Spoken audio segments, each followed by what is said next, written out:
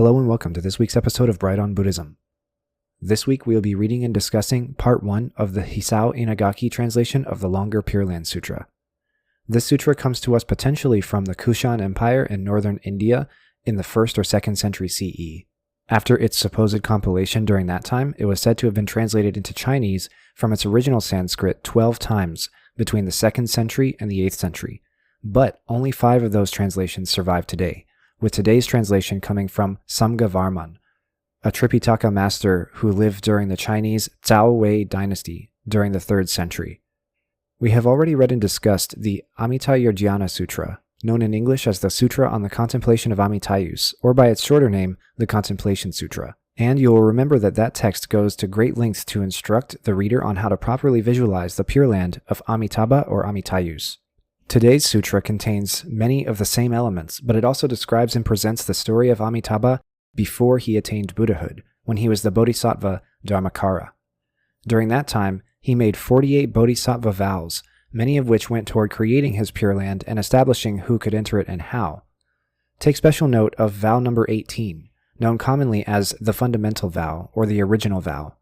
In this vow, Amitabha, when he is the Bodhisattva Dharmakara, vows that sentient beings can enter his Pure Land by resting their minds on him and chanting his name even as few as 10 times. This leads to the widespread practice of chanting Amitabha's name among Pure Land Buddhists all across East Asia. Part 1 discusses the life and times of Dharmakara under the instruction of Lokeshvara Raja, and it is where he lays out his 48 vows. We hope you enjoy.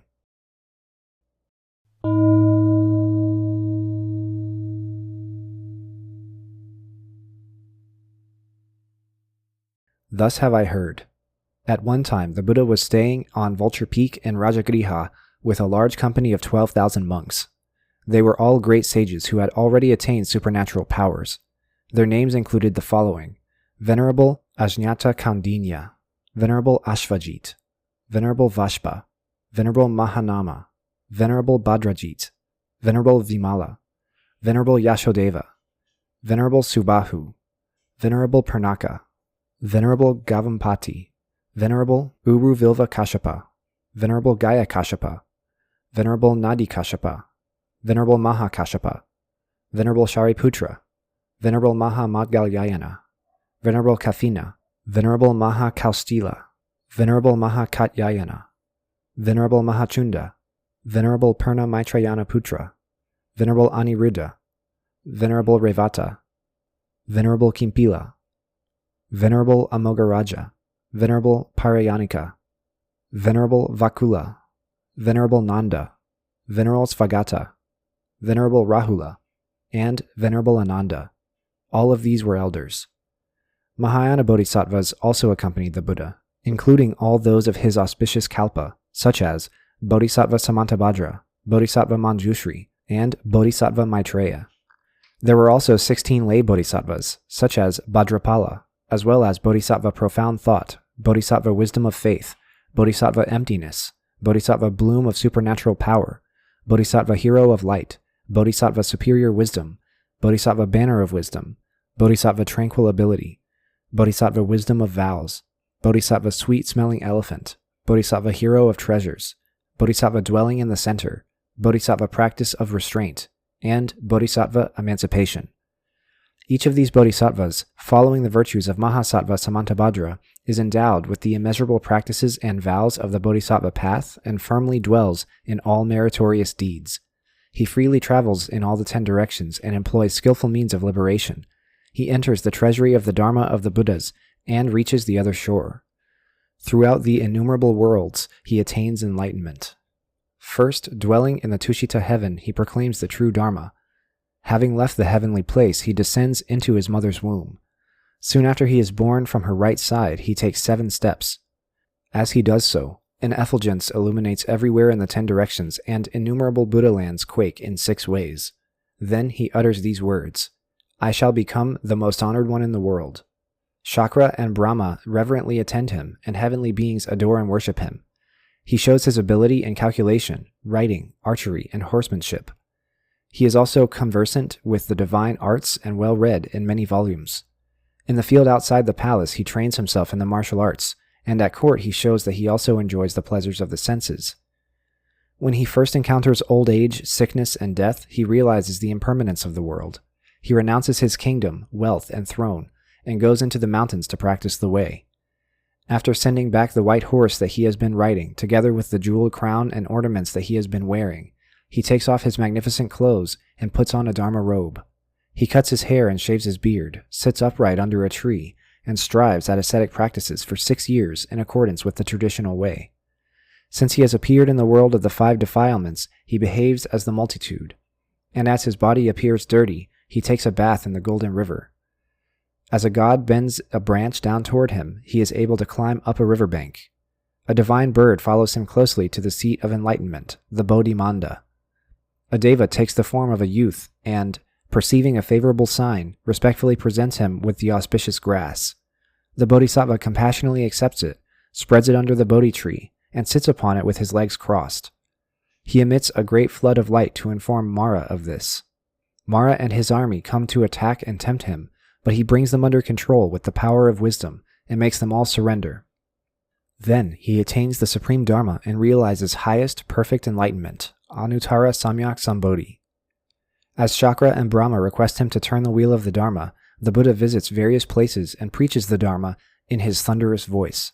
He beats the Dharma drum, blows the Dharma conch, brandishes the Dharma sword, hoists the Dharma banner, rolls the Dharma thunder, hurls the Dharma lightning, brings the Dharma rain, and bestows the Dharma gift. At all times he awakens the world with the sound of the Dharma. His light illuminates countless Buddha lands, causing the entire world to quake in 6 ways. It encompasses Mara's realm, shaking his palace so that he and his host become frightened and surrender. The Bodhisattva tears asunder the net of evil, destroys wrong views, removes afflictions, flushes the gutters of desire, protects the Dharma castle, opens the Dharma gate, washes off the grime of the passions, and reveals the pure white Dharma. He unifies everything in the Buddha Dharma and thus proclaims the right teaching. He enters the town to beg alms. He accepts even rich food to enable the donors to accumulate merit and also to show that he is a field of virtue. Wishing to expound the Dharma, he smiles and so cures the 3 pains with various Dharma medicines. He teaches that the aspiration for enlightenment, bodhicitta, has immeasurable merit, and by giving predictions to bodhisattvas, he enables them to attain Buddhahood.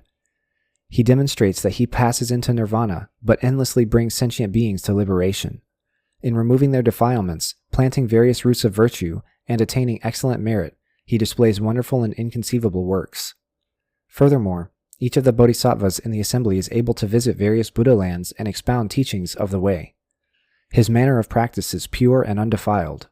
Just as a magician, with his perfect skill, can create at will various illusions, including images of a man or a woman, so the bodhisattva, having thoroughly learned all the methods of liberation and attained serene awareness of reality, can freely teach and transform beings. He manifests himself everywhere in innumerable Buddha lands, performing acts of compassion for sentient beings tirelessly and with diligence.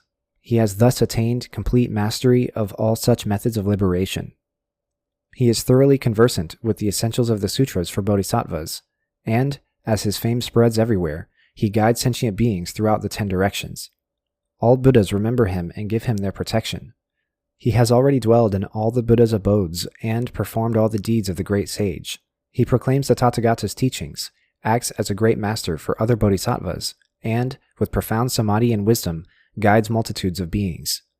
With penetrating insight into the essential nature of dharmas, he discerns different aspects of living beings and closely watches over all the worlds.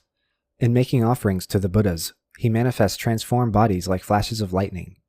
Having well learned the extensive wisdom of fearlessness in preaching, and having realized the illusory nature of dharmas, he destroys Mara's nets and unties all the bonds of passion. He rises above the stages of Shravakas and Pratyeka Buddhas, and attains the samadhis of emptiness, non-form, and non-desire. He skillfully provides expedient means and thus reveals 3 distinct teachings. Then, for those of the middle and lower stages, he demonstrates his passing into nirvana, but in reality, he is non-active and non-acquisitive, and, being aware that dharmas in themselves neither arise nor perish, he realizes that they are of absolute equality. He has attained innumerable dharanis, 100,000 samadhis, and various kinds of spiritual faculties and wisdom.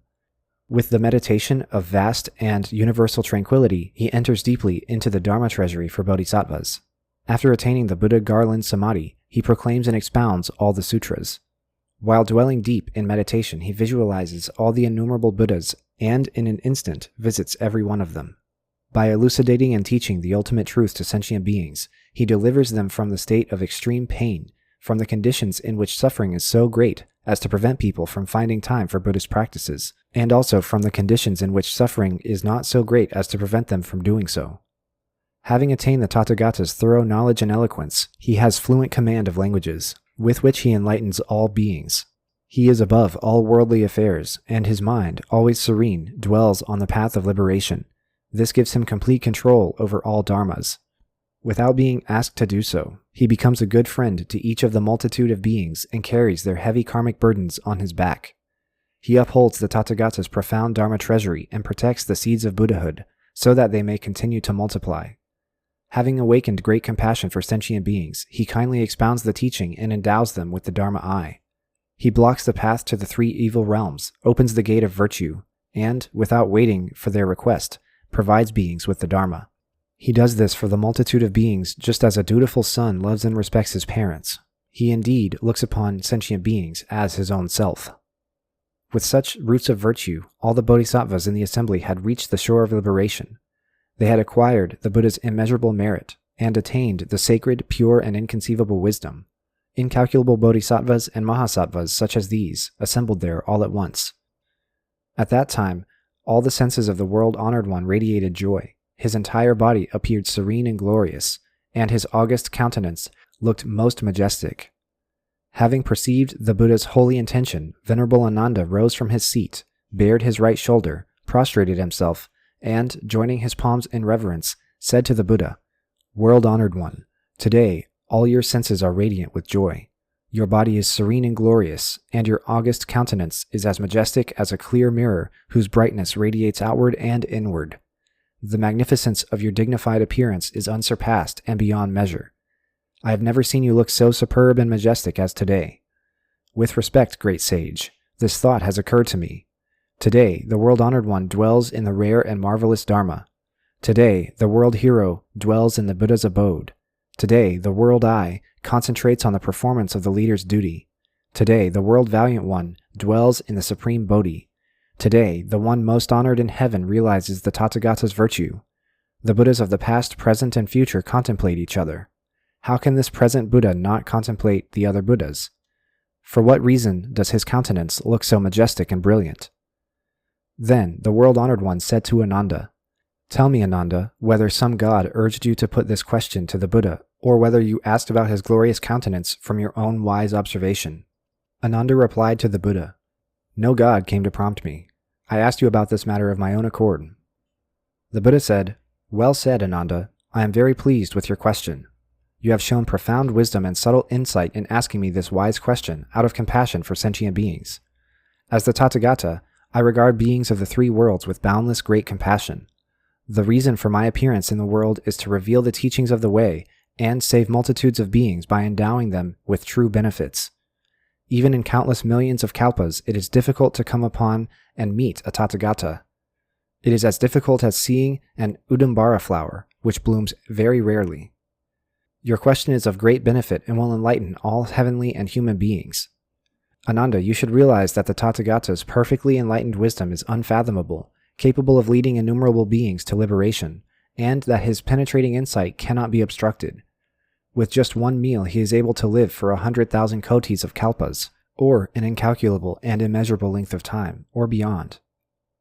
Even after that lapse of time, his senses will still be radiant with joy and show no signs of deterioration. His appearance will not change, and his august countenance will look just the same. The reason for this is that the Tathagata's meditation and wisdom are perfect and boundless, and he has attained unrestricted power over all dharmas. Ananda, listen carefully. I shall now expound the Dharma." Ananda replied, "Yes, I will. With joy in my heart, I wish to hear the Dharma." The Buddha said to Ananda, "In the distant past, innumerable, incalculable, and inconceivable kalpas ago, a Tathagata named Dipankara appeared in the world. Having taught and freed innumerable beings and led them all along the way of enlightenment, he passed into nirvana. Next appeared a Tathagata named Far-Reaching Illumination. After him came Moonlight, and then Sandalwood Incense, King of Beautiful Mountains, Crown of Mount Sumeru, Brilliant like Mount Sumeru, Color of the Moon, Right Recollection, Free of Defilement, Non-Attachment, Dragon Deva, Nocturnal Light, Peaceful and Brilliant Peak, Immovable Ground, Exquisite Beryl Flower, Golden Beryl Luster, Gold Treasury, Flaming Light, Fiery Origin, Earth-Shaking, Image of the Moon, Sound of the Sun, Flower of Freedom, Glorious Light, Miraculous Power of the Ocean of Enlightenment, Water Light, Great Fragrance, Free of Dust and Defilement, Abandoning Enmity, Flame of Jewels, Beautiful Peak, Heroic Stance, Merit-Possessing Wisdom, Outshining the Sun and Moon, Beryl Light of the Sun and Moon, Supreme Beryl Light, Highest Peak, Flower of Enlightenment, Brightness of the Moon, Sunlight, King of the Colors of Flowers, Moonlight on the Water, Dispelling the Darkness of Ignorance, Practice of Removing Hindrances, Pure Faith, Storehouse of Good, Majestic Glory, Wisdom of the Dharma, Voice of the Phoenix, Roar of the Lion, Cry of the Dragon, and Dwelling in the World. All these Buddhas have already passed into Nirvana. Then there appeared a Buddha named Lokeshvara Raja, the Tathagata, Arhat, fully enlightened one, possessed of wisdom and practice, well gone one, knower of the world, unsurpassed one, tamer of beings, teacher of gods and humans, and enlightened and world-honored one. At that time, there was a king who, having heard the Buddha's exposition of the Dharma, rejoiced in his heart and awakened aspiration for highest, perfect enlightenment. He renounced his kingdom and throne and became a monk named Dharmakara. Having superior intelligence, courage, and wisdom, he distinguished himself in the world. He went to see Tathagata Lokeshvara Raja, knelt down at his feet, walked around him 3 times, keeping him always on his right, prostrated himself on the ground, and, putting his palms together in worship, praised the Buddha with these verses. The shining face of the Buddha is glorious, boundless in its magnificence.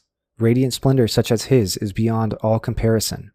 The sun, the moon, and the Mani gem, though shining with dazzling brightness, are completely dimmed and obscured as if they were a pile of ink sticks. The countenance of the Tathagata is beyond compare in the whole world. The great voice of the enlightened one resounds throughout the 10 directions.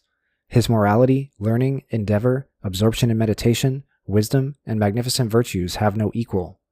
They are wonderful and unsurpassed. He meditates deeply and directly on the oceanic Dharma of all Buddhas. He knows its depth and breadth and penetrates to its farthest end. Ignorance, greed, and anger are forever absent in the world-honored one. He is the lion, the most valiant of all men. His glorious virtue is unlimited. His meritorious achievements are vast. His wisdom is deep and sublime. His light, with awe-inspiring glory, shakes the universe of 1,000 million worlds. I resolve to become a Buddha, equal in attainment to you, O holy King of the Dharma, to save living beings from birth and death, and to lead them all to liberation. My discipline in giving, dana, mind control, moral virtues, sila, patience, kshanti, and effort, virya, and also in meditation, jhana, and wisdom, prajna, will be supreme and unsurpassed. I vow that when I have become a Buddha, I shall carry out this promise everywhere, and to all fear-ridden beings I shall give great peace. Even though there are Buddhas, 1,000 million kotis in number, and multitudes of great sages, countless as the sands of the Ganges River, I shall make offerings to all those Buddhas. I shall seek the supreme way, resolutely and tirelessly. Even though the Buddha lands are as incalculable as the sands of the Ganges River, and other regions and worlds are also without number, my light shall reach everywhere, pervading all those lands. Such being the result of my efforts, my glorious power will be immeasurable. When I have become a Buddha, my land shall be most exquisite, and its people wonderful and unexcelled. My seat of enlightenment will be supreme. My land, being like nirvana itself, will be beyond comparison. I take pity on living beings and resolve to save them all.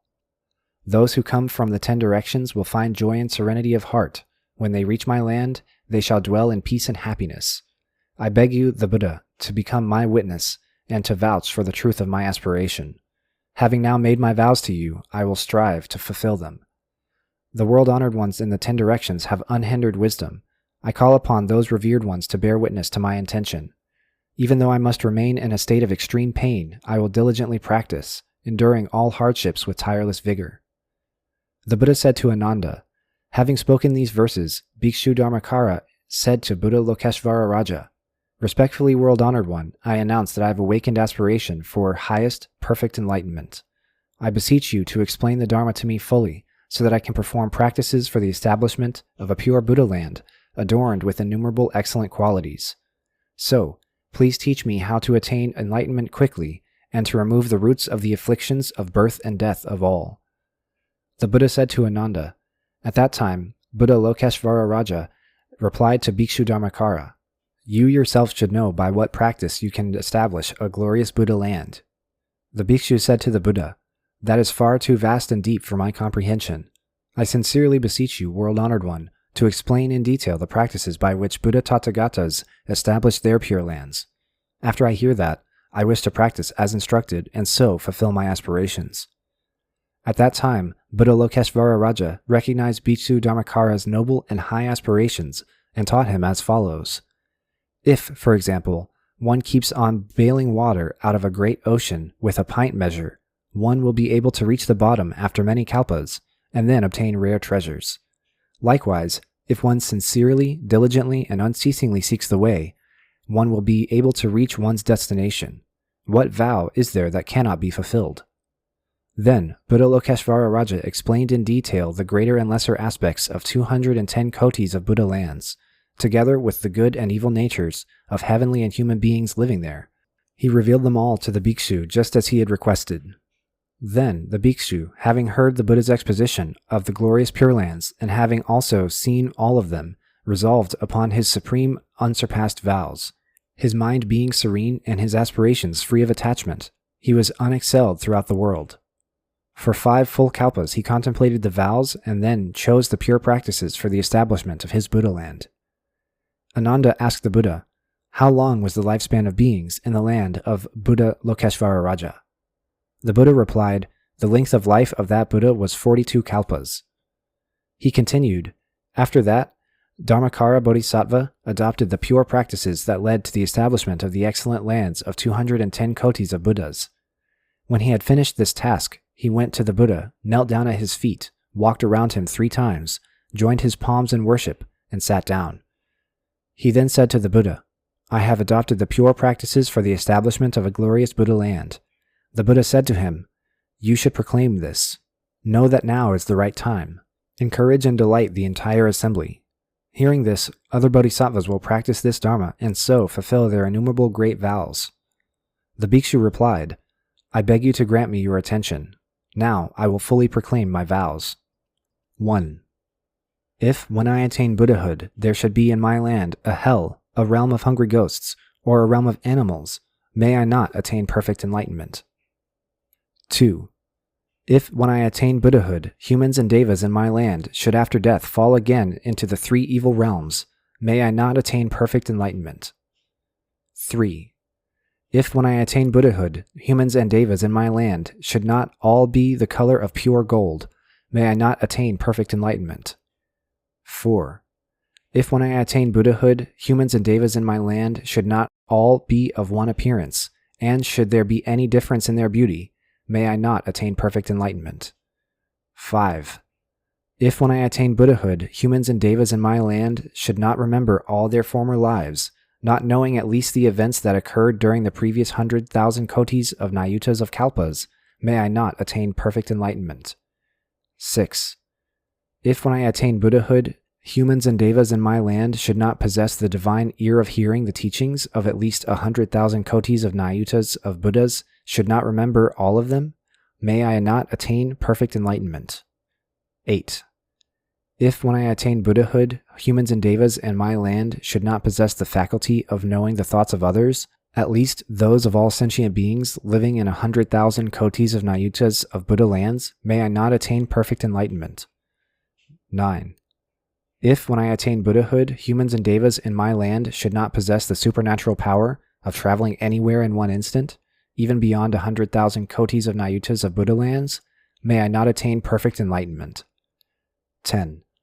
If, when I attain Buddhahood, humans and devas in my land should give rise to thoughts of self-attachment, may I not attain perfect enlightenment. 11. If when I attain Buddhahood, humans and devas in my land should not dwell in the definitely assured stage and unfailingly reach nirvana, may I not attain perfect enlightenment. 12. If when I attain Buddhahood, my light should be limited, illuminating even 100,000 kotis of nayutas of Buddha lands, may I not attain perfect enlightenment. 13. If when I attain Buddhahood, my lifespan should be limited, even to the extent of 100,000 kotis of nayutas of kalpas, may I not attain perfect enlightenment. 14. If when I attain Buddhahood, the number of the Shravakas in my land could be known, even if all the beings and Pratyekabuddhas living in this universe of 1,000 million worlds should count them during 100,000 kalpas, may I not attain perfect enlightenment. 15. If when I attain Buddhahood, humans and devas in my land should have limited lifespans, except when they wish to shorten them in accordance with their original vows, may I not attain perfect enlightenment. 16. If when I attain Buddhahood, humans and devas in my land should even hear of any wrongdoing, may I not attain perfect enlightenment. 17. If when I attain Buddhahood, innumerable Buddhas in the lands of the 10 directions should not all praise and glorify my name, may I not attain perfect enlightenment. 18. If when I attain Buddhahood, sentient beings in the lands of the 10 directions, who sincerely and joyfully entrust themselves to me, desire to be born in my land, and think of me even 10 times, should not be born there, may I not attain perfect enlightenment. Excluded, however, are those who commit the 5 grave offenses and abuse the right dharma. 19. If when I attain Buddhahood, sentient beings in the lands of the 10 directions, who awaken aspiration for enlightenment, do various meritorious deeds, and sincerely desire to be born in my land, should not, at their death, see me appear before them surrounded by a multitude of sages, may I not attain perfect enlightenment. 20. If when I attain Buddhahood, sentient beings in the lands of the 10 directions, who, having heard my name, concentrate their thoughts on my land, plant roots of virtue, and sincerely transfer their merits toward my land with a desire to be born there, should not eventually fulfill their aspiration, may I not attain perfect enlightenment. 21. If when I attain Buddhahood, humans and devas in my land should not all be endowed with the 32 physical characteristics of a great being, may I not attain perfect enlightenment. 22. If when I attain Buddhahood, bodhisattvas in the Buddha lands of the other directions who visit my land should not ultimately and unfailingly reach the stage of becoming a Buddha after one more life, may I not attain perfect enlightenment. Accepted are those who wish to teach and guide sentient beings in accordance with their original vows, for they will wear the armor of great vows, accumulate merit, deliver all beings from birth and death, visit Buddha lands to perform the bodhisattva practices, make offerings to Buddha Tathagatas throughout the 10 directions, enlighten countless sentient beings as numerous as the sands of the Ganges River, and establish them in highest perfect enlightenment. Such bodhisattvas transcend the course of practice of ordinary bodhisattvas, manifest the practices of all the bodhisattva stages, and cultivate the virtues of Samantabhadra. 23. If when I attain Buddhahood, bodhisattvas in my land who would make offerings to Buddhas through my divine power should not be able to reach immeasurable and innumerable kotis of nayutas of Buddha lands in as short a time as it takes to eat a meal, may I not attain perfect enlightenment. 24. If when I attain Buddhahood, bodhisattvas in my land should not be able as they wish to perform meritorious acts of worshipping the Buddhas with the offerings of their choice, may I not attain perfect enlightenment. 25. If when I attain Buddhahood, bodhisattvas in my land should not be able to expound the Dharma with all-knowing wisdom, may I not attain perfect enlightenment. 26. If when I attain Buddhahood, there should be any bodhisattva in my land not endowed with the body of the Vajra god, Narayana, may I not attain perfect enlightenment. 27. If when I attain Buddhahood, sentient beings should be able, even with the divine eye, to distinguish by name and calculate by number all the myriads of manifestations provided for the humans and devas in my land, which will be glorious and resplendent and have exquisite details beyond description, may I not attain perfect enlightenment. 28.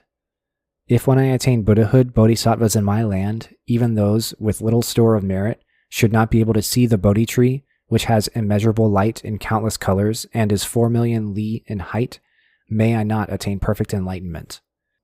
29. If when I attain Buddhahood, bodhisattvas in my land should not acquire eloquence and wisdom in upholding sutras and reciting and expounding them, may I not attain perfect enlightenment. 30.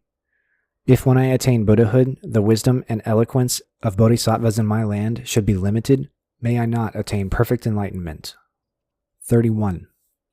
If when I attain Buddhahood, my land should not be resplendent, revealing in its light all the immeasurable, innumerable, and inconceivable Buddha lands, like images reflected in a clear mirror, may I not attain perfect enlightenment.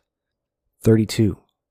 If when I attain Buddhahood, all the myriads of manifestations in my land, from the ground to the sky, such as palaces, pavilions, ponds, streams, and trees, should not be composed both of countless treasures that surpass in supreme excellence anything in the worlds of humans and devas, and of 100,000 kinds of aromatic wood, whose fragrance pervades all the worlds of the 10 directions, causing all bodhisattvas who sense it to perform Buddhist practices, then may I not attain perfect enlightenment. 33. If when I attain Buddhahood, sentient beings in the immeasurable and inconceivable Buddha lands of the 10 directions, who have been touched by my light, should not feel peace and happiness in their bodies and minds surpassing those of humans and devas, may I not attain perfect enlightenment. 34. If when I attain Buddhahood, sentient beings in the immeasurable and inconceivable Buddha lands of the 10 directions, who have heard my name, should not gain the bodhisattva's insight into the non-arising of all dharmas, and should not acquire various profound dharanis, may I not attain perfect enlightenment. 35. If when I attain Buddhahood, women in the immeasurable and inconceivable Buddha lands of the 10 directions, who having heard my name, rejoice in faith, awaken aspiration for enlightenment, and wish to renounce womanhood, should after death be reborn again as women, may I not attain perfect enlightenment.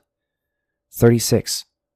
If when I attain Buddhahood, bodhisattvas in the immeasurable and inconceivable Buddha lands of the 10 directions, who have heard my name, should not, after the end of their lives, always perform sacred practices until they reach Buddhahood, may I not attain perfect enlightenment. 37. If when I attain Buddhahood, humans and devas in the immeasurable and inconceivable Buddha lands of the 10 directions, who having heard my name, prostrate themselves on the ground to revere and worship me, rejoice in faith, and perform the bodhisattva practices, should not be respected by all devas and people of the world, may I not attain perfect enlightenment. 38. If when I attain Buddhahood, humans and devas in my land should not obtain clothing as soon as such a desire arises in their minds, and if fine robes as prescribed and praised by the Buddhas should not be spontaneously provided for them to wear, and if these clothes should need sewing, bleaching, dyeing, or washing, may I not attain perfect enlightenment. 39. If when I attain Buddhahood, humans and devas in my land should not enjoy happiness and pleasure comparable to those of a monk who has exhausted all the passions, may I not attain perfect enlightenment. 40.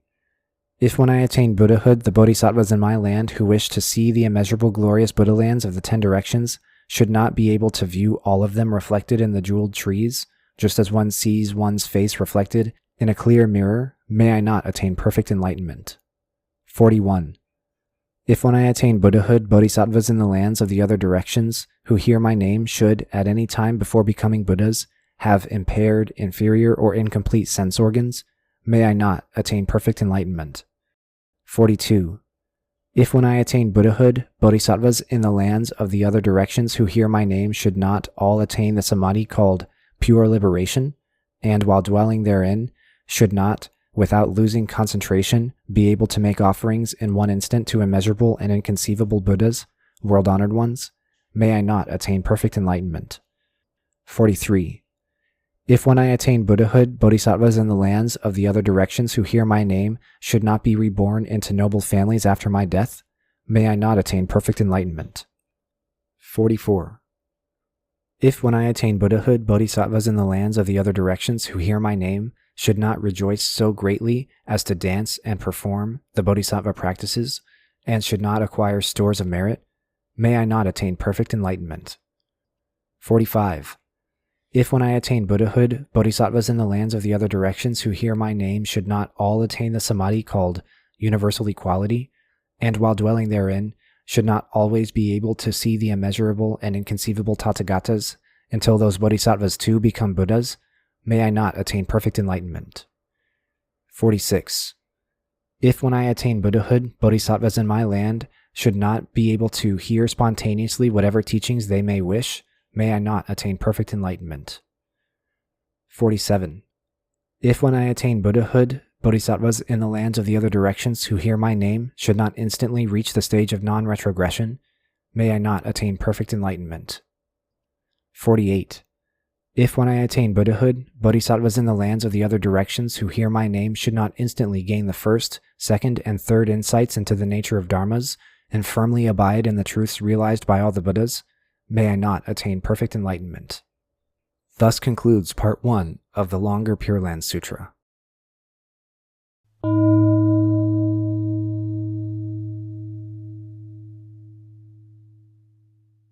Okay, so that was the first bit of Part 1 of the Longer Pure Land Sutra. We listened to the 48 vows and a little bit of introduction about Dharmakara. Docs, any questions? So, a lot of questions and a lot of statements as well, so let's just go through it in order. So, right at the beginning of this, we see the same name problem that we've complained about multiple times in other sutras, in the worst configuration where we have several of these names that are completely untranslated, and then in the middle of a sentence, they switch to having translated names. And again, it flows like a river of bricks. Yeah, it doesn't work very well. And I'm used to it now because this happens so frequently in so much stuff that I have to read in English. But it's definitely something that I strongly have an opinion against. I hope that in the future, as these sutras continue to get retranslated over and over again, that people decide to leave the names untranslated and decide to transliterate them into English letters, but still retaining the sounds from the original language so that you could actually look up these names somewhere else. So we've gone over this several times in the past, so I suggest we just point it out and then continue forward. Absolutely, I agree. So the next point I noted was early in the text, each of these bodhisattvas, following the virtues of Mahasattva Samantabhadra, is endowed with immeasurable practices, etc. The first time I read this, throwing Samantabhadra in the middle of this made it unclear who was being discussed in future paragraphs. Basically, a retelling of the Buddha's life. But because Samantabhadra's name was thrown in there and no other name was put in, it was unclear to me who was being spoken about. And it's still a little unclear whether he's talking about our Buddha or all of these bodhisattvas. That's a good question. And so the reason why we will see the virtues of Samantabhadra come up over and over again is because Samantabhadra is the bodhisattva of practice and meditation. And so whenever we're saying they have the virtues of Samantabhadra, that's like a shorthand way of saying that they have achieved the level of practice and the subtlety and the depth of practice that Samantabhadra himself has achieved. And what's important about that is that it is a visualization aid as much as it is a doctrinal text. And so as much as you're supposed to be digesting the message of the vows and the message and the theme of what is being told with the story of Dharmakara, you're also supposed to be visualizing the construction of the Pure Land, and you're supposed to be visualizing the realization of Dharmakara's bodhisattvahood or Buddhahood into Amida. And so that's kind of why you'll see this virtues of Samantabhadra. For example, if they had perfected all kinds of compassions and all kinds of means of saving sentient beings, then we might see them say something like the virtues of Avalokiteshvara. Okay, so this is kind of calling out that the folks involved in this process, and it's still, like I said, it's still a little unclear whether the text is trying to refer to just our Buddha or every bodhisattva being named. I'm looking at the text right now, and it's not grammatically and semantically, it is ambiguous. And I think that's a little bit on purpose. Yeah, I was about to say exactly that. Exactly. It's supposed to be copy and pasteable. And, you know, it's interesting because Samantabhadra is also there. Right. And so it's kind of like saying to everybody, you know, you have the virtue of your classmate who's right here. It's fascinating that he gets to be there, and he also gets to be his own sort of accolade from the Buddha to his audience. So the story of the life of the Buddha is supposed to be copy and pastable to all these different bodhisattvas and all these different characters, but at the same time, those characters themselves that are mentioned are there, and so they're kind of participating in the story and in the creation of the life of the enlightened one, who starts out as a prince in a wealthy palace and then sees the 3 sights or the 4 sights, and then so on and so forth. They're supposed to replicate that, but also they participate in its creation because the Buddha needs an audience. And so this is a little bit of, I think, foreshadowing for what's to come when it comes to how the realization and the creation of the Pure Land is not necessarily understood to be a singular act by Amida himself. Like a bodhisattva cannot exist in a true vacuum. A bodhisattva needs an object of their actions, of their compassion, of their bodhicitta, of their aspiration to save all sentient beings and achieve full enlightenment. They need others out there in the world for that. And Amida is no different, and his Pure Land is no different. And so I think that this is sort of like a frame narrative for what we're going to see later on in the text. So, next thing I wanted to talk about, fairly early on in this, we have the text, "A deva takes the form of a youth and, perceiving a favorable sign, respectfully presents him with the auspicious grass." So, what does that mean? Auspicious grass is vague enough that I could think of that as being just about anything here. Yeah, that's a good question. So, this is an example of something that Buddhism has borrowed from Hinduism. The auspicious grass is known in Hindi as Durva Yugma or Durva grass, and it's a grass that is used in Ayurvedic medicine. And the reason why it's called auspicious here is because it sort of symbolically represents stability and immovability in one's concentration. It was used as an offering during a puja ritual, which is like a ritual where you would make an offering to one of the devas. And in particular, this is a grass that's offered to Lord Ganesha, who removes obstacles from your daily life. So it's something that they've kind of taken over into Buddhism as well, and it's just kind of a respectful offering. Okay. So, moving on from there, the next spot that I wanted to highlight, the document explicitly frames the idea of the Buddha's passing into nirvana as a skillful means, and that followers who are following the bodhisattva path are aware that that was not really passing into nirvana or appearance of passing into nirvana. We talked about this, I believe it was in the Lotus Sutra. The fact that that is put up here as something that everybody reading is expected to kind of like already know puts a border on when this could have been written. It is taking a conclusion from a somewhat later written text relative to Buddhism, already being part of the background. This obviously came at a certain time.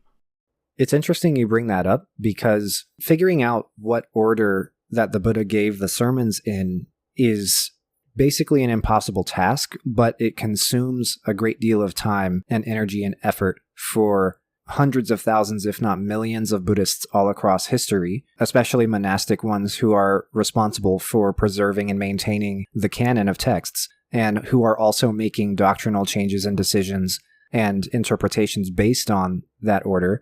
But also, it consumes a great deal of time for scholars and Buddhologists. So this is one of the kind of places where we would look and see, okay, this must be evidence that this came after another text. This came after the Lotus Sutra. However, it gets complicated because you can't always say that in every case, because these texts can be written in the voice of the Buddha and not be a directly recorded sermon by Ananda or by, the second and third, fourth generation of disciples centuries after the Buddha's death. Some of these texts come up in different times and different places, and they share these references and they share these points, which might indicate some sort of linearity between them all. But at the same time, because of the fact that these texts come up in different places, because they're preserved orally before they're ever recorded, and because the very first earliest copies of any text is destroyed, is lost to time, we can't really make an argument and say for sure this one came after the Lotus Sutra, as much as we would want to and as much as we think that that would be supported. And the reason why I'm kind of going through that right here is because the Longer Pure Land Sutra, it's definitely a Mahāyāna text. It definitely comes late in Buddhism's history, but it comes up in a different part of the world than the Lotus Sutra does. The Lotus Sutra, we think, comes up in the Nepal area, northern India, southern China, Nepal. And the Longer Pure Land Sutras come up primarily in Central Asia, distantly to the west of where the Lotus Sutra comes up. And they come up around the same time, but like we talked about with the Lotus Sutra was composed in 4 different phases over the course of history. It took many, many centuries to come together, with the earliest phase happening around, 0 AD or 0 Common Era. And because of that, it's really difficult, and we don't even really have a strong bit of evidence to look to say that 4-phase history is even fully true. That's the conjecture of scholars who have looked at the early text and who have done this sort of investigation in the text like we're doing right now with this one. This activity we're doing is called philology, and it studies the relationship between texts based on relationships in languages. And people have been doing philology on these texts for centuries, millennia even. It's inconclusive at best, because like I said, the first copies are destroyed. They're lost to time. So I tend to agree with you that it at least comes at a time when people had already made up their minds that it was possible for nirvana to be a skillful means and not to be the final, actual, real death of the human being, the Buddha. However, I don't know if that means that the authors had read the Lotus Sutra. Perhaps these people believed this and, they were connected to a group that spanned across a lot of geography, and that caused one side of the geography to work on this sutra and another side to work on the Lotus Sutra. Or maybe there was relationship between that group and they shared these texts and these doctrines, and maybe the text kind of developed independently but aware of each other. It's really hard to say. This is something that, scholars spend entire careers on, just figuring out, where does this sutra fit in? Where does this sutra come from? What sort of group can we attribute this sutra to? And it's important to do that because, like I said, you can write sutras in the Buddha's voice and they would be technically acanonical if you take canon as meaning stuff the Buddha said and nothing else, but they're still very important. For example, some of the most important sutras in history are kind of apocryphal. They're sutras that are written only in China to begin with and then translated back and forth across various Asian languages, and they are scenes that the Buddha never actually lived, like giving sermons to rulers and kings from all over the world. There's no Sanskrit original for something like that, or no Pali original for something like that, but it's still a very important part of the canon. It's called the Benevolent King Sutra, and it's transformative in China and Japan and Korea for most of Mahāyāna's history in those regions. So it's complicated. So while what I've said to start this conversation is a reasonable conjecture, there's not enough evidence to make that a conclusion. That's right. Okay. So let's see. The next thing I noted in this that I wanted to poke at is the phrase, in a state of extreme pain. In the past, we have seen the term dukkha getting translated as suffering, and we've talked about how that's, I would say that is one of the choices that has done the most damage to an accurate understanding of Buddhism in the West. So, because of that melodramatic translation, it feels like this might be another spot where that's happening again, but I could also see this be a context of, no, actually, this is a state of pain. So, what's going on here? It's a good question. There is this image that comes up where Buddhism seems to be accused of being nihilistic or fatalistic because they declare all life is suffering, right? And we've said how that's kind of a mistranslation.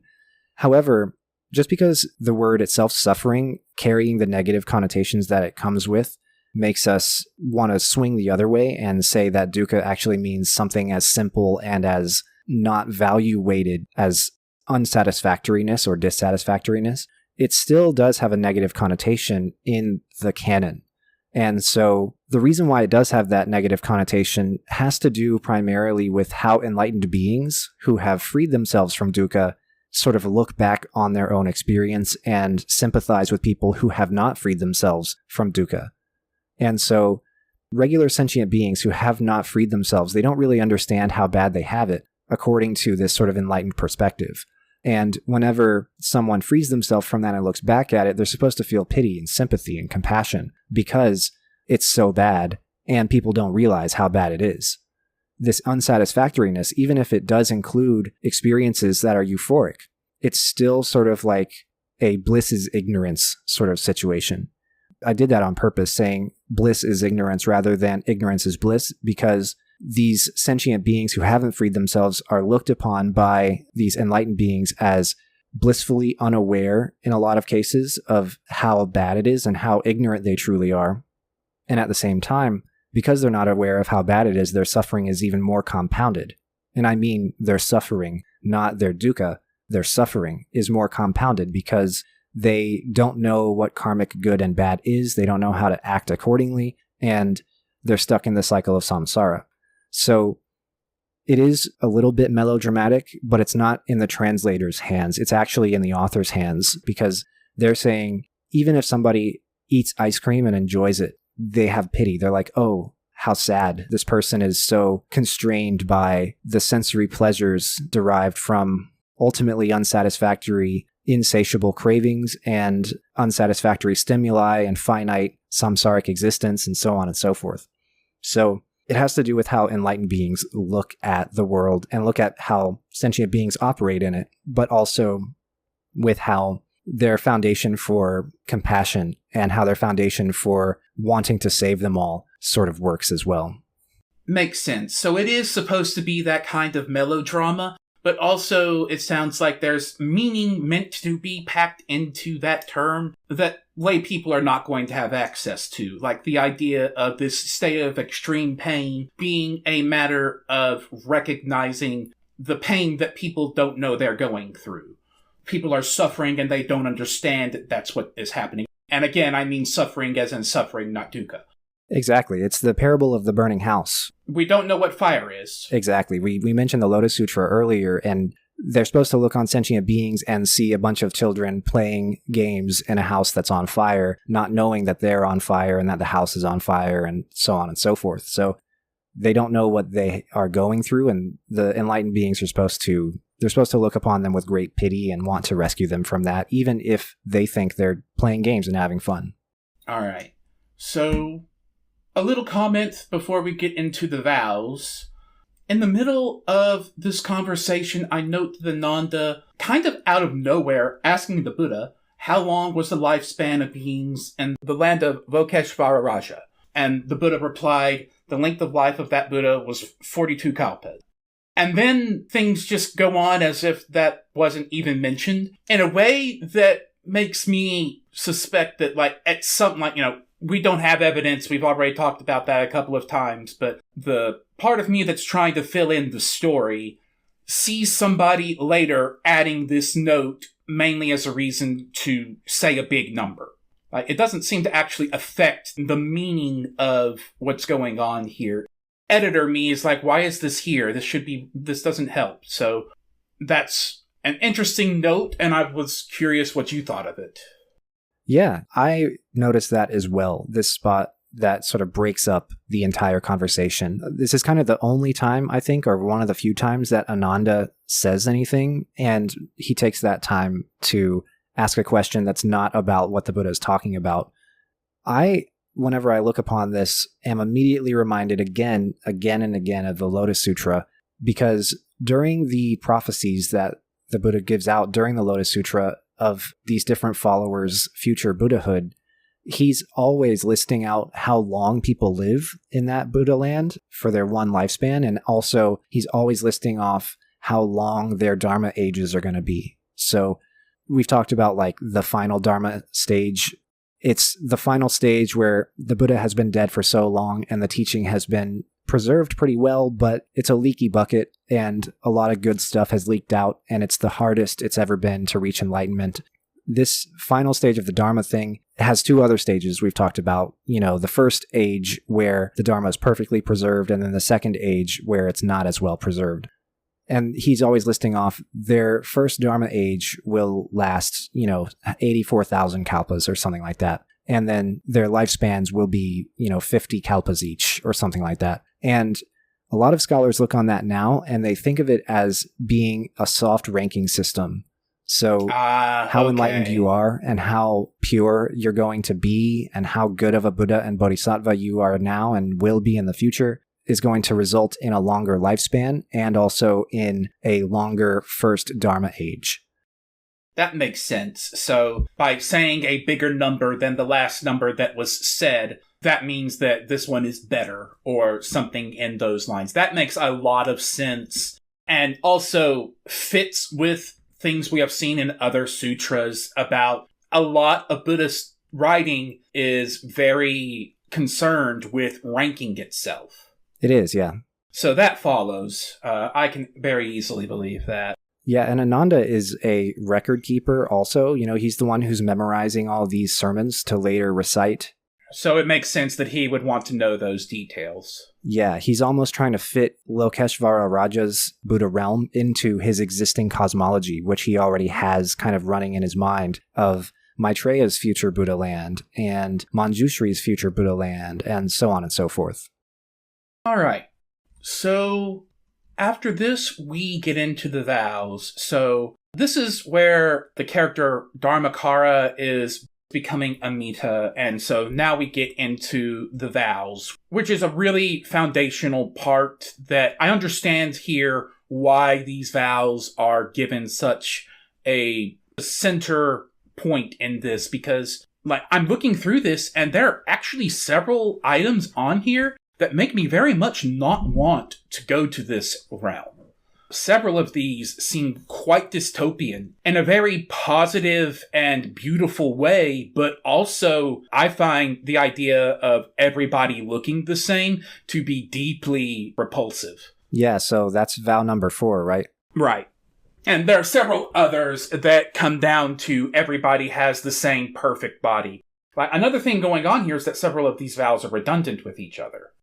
Right, exactly, yeah. You're looking at these vows, which essentially are intended to create a perfectly even playing field in Sukhavati, in Amita's Pure Land. Their goal is to make it so that there's no hierarchy, so to speak, between people who are there and who are out of their lotus flower.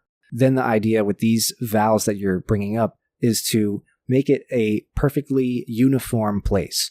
This is a situation where the author's idea of heaven, of a heavenly realm, of a paradise type of place is one where there's no differences upon which people could mistake themselves as being different from anybody else. I guess that's sort of a circular way to say it, but the idea is that they want to emphasize everything about this realm is pointed at giving the resident an experience of non-self. The idea is that if all of these residents don't feel like their bodies are different, if they don't feel like their appearances are different, their levels of supernatural bodhisattva powers are different, then there's no sort of I other or I thou distinction that could possibly come up in their heads. So it is pointed towards enlightenment. It is pointed towards understanding the Dharma. But I also agree, it's not something that I actually want to do. It's not something I want to be a part of. So in particular, I see you have written here vow number 4, which basically says, I vow that everybody will be of one appearance. Even humans and devas will all look the same. Number 8, everybody will be able to read each other's minds all the time. Non-self would also imply no privacy. Exactly, right. Exactly. Number 9 is the supernatural power of traveling anywhere in one instant. That one I pointed out because that sounds fun. But I point out 4, 8, 9, and 14 just as things that were interesting to me in some way. Some of these are very negative interests. Like vow number 4 is enough to make me not want to go here by itself. Right. But then, also 8. I really don't like 8. But then 9 looks pretty cool. I understand the appeal here. Like, the idea of complete equality that's great. I would love a world where people are treated equally. I think people can be equal without being identical. Exactly, yeah. And this place does not allow that. So I think I will go elsewhere personally if I have the choice. But I understand the appeal, and especially in a world when this was written, where we have a lot to complain about here in the modern day, but also when our tooth hurts, we don't have somebody trying to exorcise a tooth worm. Things are, on the whole, better now than they used to be. And other things we've talked about how that's not necessarily going to be the case forever. And when this was written, I suspect the idea of everyone being the same rather than being equal would be more appealing, because it's harder to conceive of a world where people can be equal without being identical. To a 20th century Western listener, that sounds terrifying. I suspect there are large numbers of people in history who would actually find that comforting, just because of how much worse things were in the past. Absolutely, yeah. I agree completely. I think that a lot of this had to do with the doctrinal reason, and it also, of course, had to do with the tribalism and the racism that pervaded in the world at this time. As much as racism and tribalism and various other isms are on the social consciousness today in the West and all over the world, that being the case, they are still all at the potentially lowest levels that they have ever been in history. What I mean to say is that racism and sexism and homophobia and all these other things, for the most part, scholars think were worse in history, a great deal worse. And part of that had to do with the fact that these things were not on our social consciousness. They were not social issues we were discussing. They were just things we were doing. As human beings, as animals, back in the day especially, we just found reasons to completely annihilate people who looked different or acted different. Any kind of difference that they could pounce on, they did, for whatever reason. And this was so deeply embedded, especially like in Indian culture. For example, the caste system that predated Buddhism and continued on during and after Buddhism came around, the caste system creates literally a social hierarchy with very limited, if any, mobility, where your entire bloodline for thousands of years exists in this one level. And if you happen to be born into the bottom level, the untouchables, then you have a career ahead of you of being abused and being treated like garbage and being forced to carry human waste above your head because you're not better than human waste and all this other stuff for thousands of years. Looking upon this, we can see that perhaps these vows are sort of against that sort of thing happening in this Pure Land. They're thinking in a Pure Land, there would not be untouchables and there would not be Brahmins. So I think that that's part of it as well. However, like you mentioned, there are some really fun ones in here too. I also like the power to travel anywhere.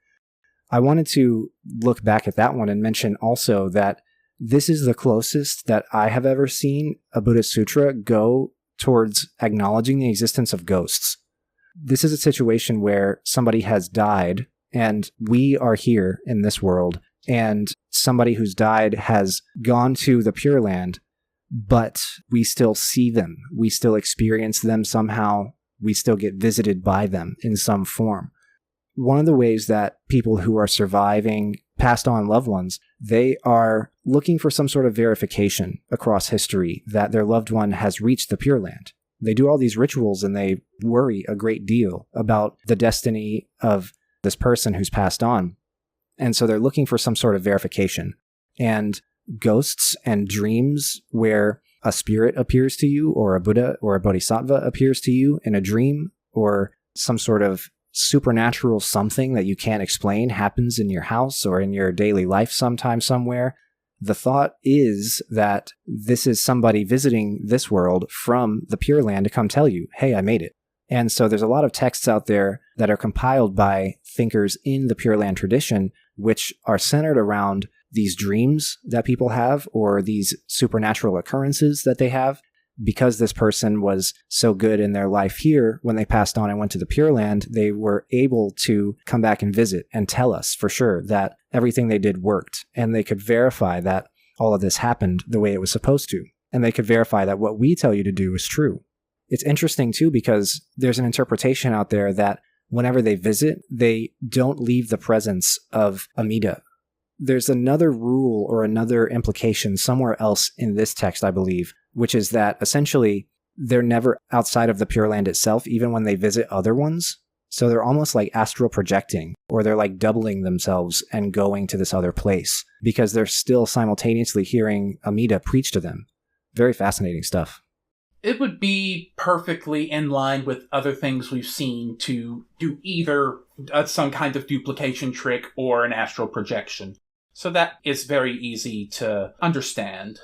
So the next vow that I specifically wanted to poke at was vow number 22. And I want to poke at that because I find it very interesting that this vow specifically carves out an exception for other bodhisattvas who want to create their own Pure Land like Amida is doing here. Yeah, it's fascinating. So this vow, it essentially is Amida vowing that everybody who's reborn in his Pure Land will only have one more lifetime. People will critique Pure Land and be like, well, they don't want to actually attain Buddhahood or Nirvana. They just want to be born in the Pure Land. They are putting that over Nirvana. They're prioritizing Sukhavati over actual Buddhahood. And so they're not good Buddhists because they have their priorities all wrong. But that's sort of not founded because of this vow. They will go and become Buddhas after being in the Pure Land.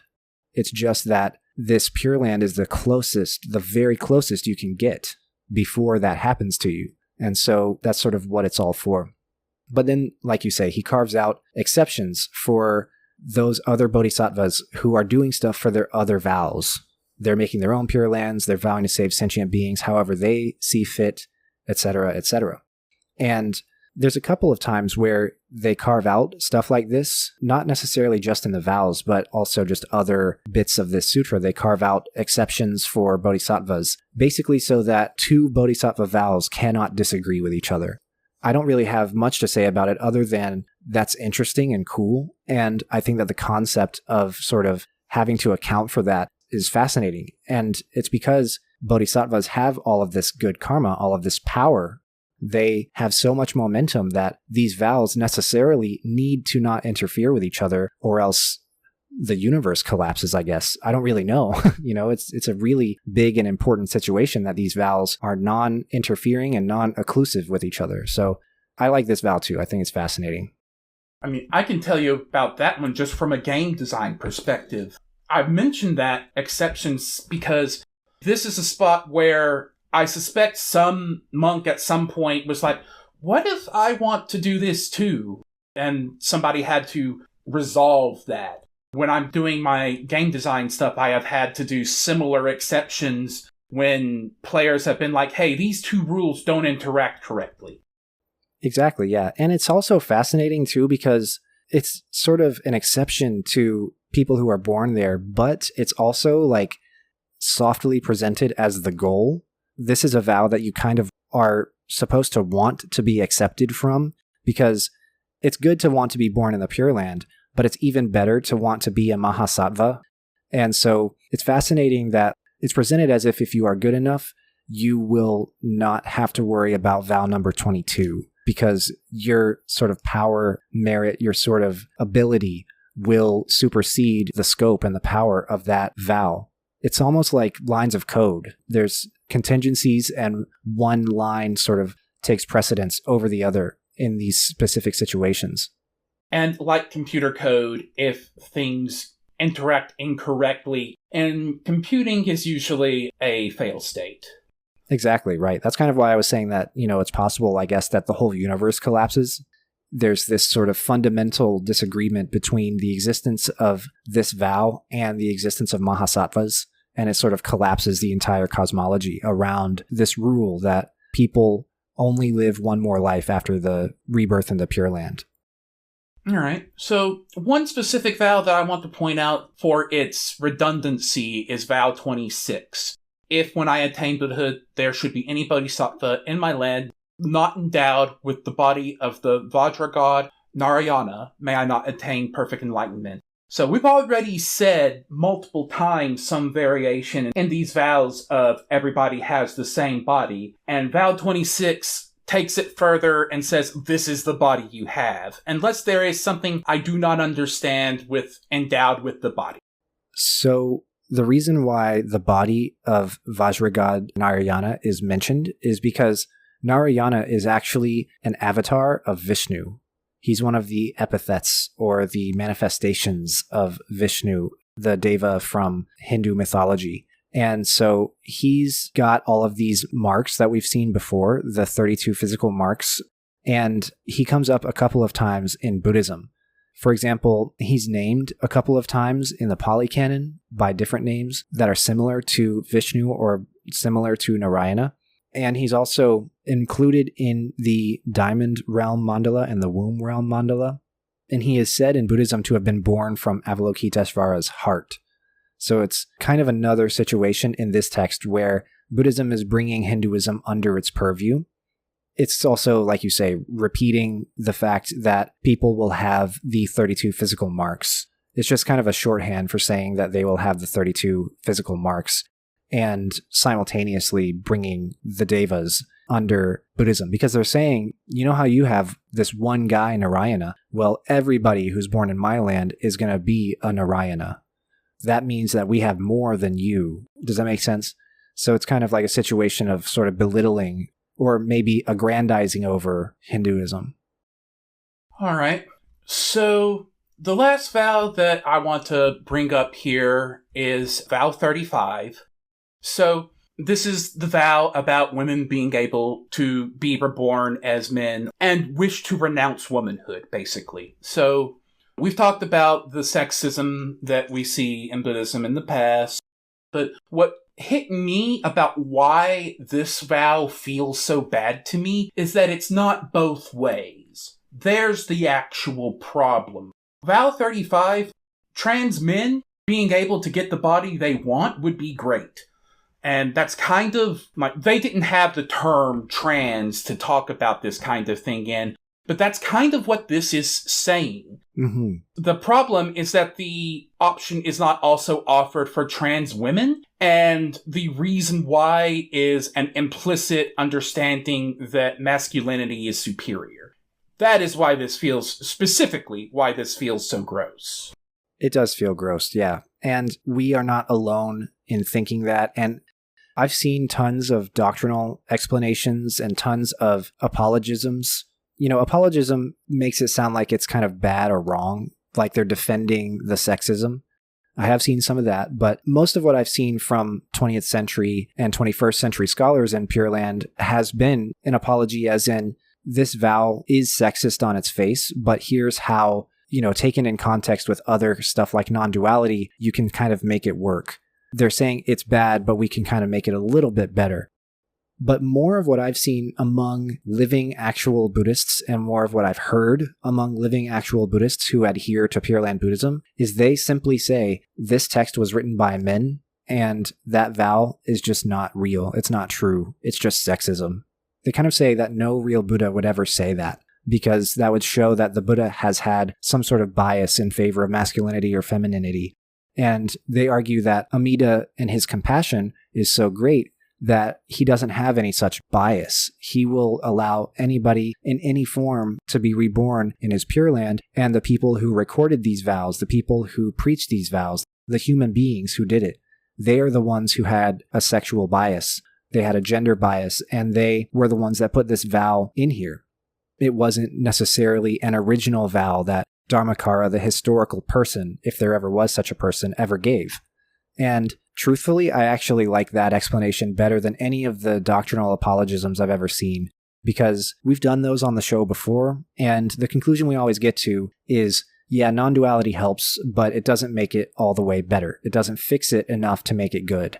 And that being the case, because it is impossible to make it good, I just like saying that this vow's not real. I like deciding that no real, actual, fully realized, compassionate Bodhishin or Bodhicitta arisen being would ever discriminate between men and women like this. Conceptually, I understand that, and that is consistent with the idea of what bodhicitta means, but that's also picking and choosing one's religion in a way that I find very frustrating because I've seen a lot of Christians doing it. Oh yeah, exactly. I really don't like that way of squaring this circle. But also, I am not a Buddhist. I don't have to square this circle. And for the people who do, whatever way works. There are so many ways you can come up with to explain this. I'm going to pick my cynical way, but that's me being a cynical, agnostic person. For somebody who's in the religion, whatever works. The way religion works, people can make those changes. The change between Theravada and Mahāyāna, I think, is much bigger than the change between a religion being misogynist and a religion not being misogynist. So there are ways that can be done. It's just a matter of people who are practicing the faith choosing that way. Yeah, I agree completely. And because I'm in the scholarly realm of it all, I talk these issues to death and I discuss these issues to death. And I also tend to forget, like, this text is real and the religion that surrounds it is real. And the discrepancies that may or may not exist between the two, between the text and the religion, the text and the practice, the text and the people, those are really up to the people themselves. And they're up to the people who sort of want to reconcile those differences and discrepancies. They're not really up to me in the sense of I can't make a decision for them as to which is the best way to explain or which is the best way to compromise or reconcile. And I also can't figure out which is the way that would work the best just getting through daily life. For example, potentially a woman who wants to be reborn in Sukhavati. I can't speak for how somebody could figure that out for themselves if they were in that position. Just like you say, I say leave it up to them. However you make it work, as long as it works, it works. You know, like you say, these religions from a very distant time and place were very different from our sensibilities now. And I like to think that our sensibilities are more inclusive and more positive now, such that we can just throw out the stuff that's not inclusive and not positive and not helpful to everybody all the time, and just leave it at that. Anything you want to discuss that I missed? I would be remiss if I didn't go back and just call attention to the listeners back to vow number 18, the original fundamental vow, the most important vow according to a lot of Pure Land practitioners. 18 is, if when I attain Buddhahood, sentient beings in the lands of the 10 directions, who sincerely and joyfully entrust themselves to me, desire to be born in my land, and think of me even 10 times, should not be born there, may I not attain perfect enlightenment. Excluded are those who commit the 5 grave offenses and abuse the Dharma. This one is the one that leads to the widespread Nenbutsu chanting, and the one that leads to the widespread visualization practices, and it leads to this debate ongoing in Pure Land Buddhism. If you're an awful, evil person and you just say Namu Amida Butsu one time, does that fix it all? It's this interplay between individual morality and individual ethic in your life, individual karma, and the grand, all-inclusive compassion of Amida. Is Amida so compassionate that he will accept even criminals, accepting, the ones who've committed the 5 grave offenses? Or do you have to exert yourself? Do you have to actually try to change your life, chant the Nenbutsu and visualize the Buddha, but also be compassionate and follow the Eightfold Path? That is a really open question that is very widely debated between all these different thinkers who come around in history in China and in Japan and Korea, and even in the 20th century now, how one ought to understand the limits of, or maybe not the limits, but maybe the relationship between one's own actions and the compassion of Amida. How far does either one go? We've talked a lot about how, for example, Shinran, he thinks that you can't ever truly accumulate enough merit given just how terrible life is. And so you have to fully rely on the grand, universal, all-encompassing, all-inclusive compassion of Amida, as opposed to his master, who thinks that you actually do have to exert yourself. You have to chant all the time. You have to meditate all the time. You have to visualize all the time in order to actually make it, in order to actually be good enough to get into this Pure Land whenever you pass away. It's just ongoing. It's a very critical debate in individuals who are Pure Land Buddhists, but also among different schools of Pure Land Buddhism and among different sort of thinkers across time. And so I encourage listeners to think about that and keep that in mind as in the future we continue to talk about Pure Land Buddhism and sort of the relationship between compassion as a bodhisattva or as a fully realized Buddha and individual morality. Anything else? That takes care of it for me.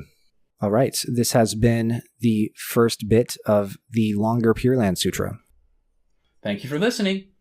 Thanks for listening, and we'll see you next time. Many thanks to our patron, Tanner. If you would like to join him, please take a look at patreon.com/brightonbuddhism. We thank you for your support.